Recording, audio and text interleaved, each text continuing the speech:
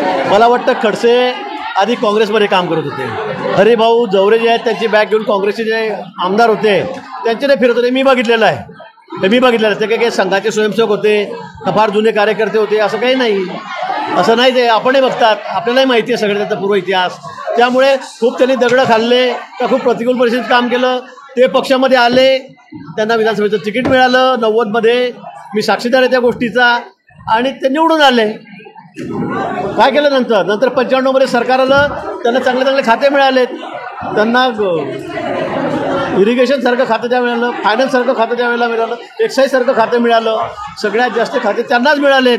आणि त्यांनी कोणत्या प्रतिकूल परिस्थितीमध्ये काम केलेलं आहे, कोणता असा वाईट काळ पक्षाचा बघितलेला आहे. आणि ते आता म्हणतात की ज्यावेळेला कुठलं विचारत नव्हतं पक्षाला, तुम्ही आले त्यावेळेला तुम्ही पहिल्यांदा निवडून आले पक्षात प्रवेश घेतल्याबरोबर 8 दिवसामध्ये. हे आपण विसरू नका, हे लोकांना माहीत आहे. आणि 7 वेळा निवडून आल्यावर, एकदा 6 वेळा निवडून आल्यावर एकदा जर तुम्ही पडलात तर लगेच पक्षाच्या विरोधामध्ये पक्ष सोडतात. आणि म्हणून मला असं वाटतं की हा स्वार्थीपणा आहे. त्यांनी या बाबतीत कोणालाही शिकवू नये की पक्षाचा काळ कसा होता, काय होता, मी काय कोणत्या परिस्थितीत काम केलं.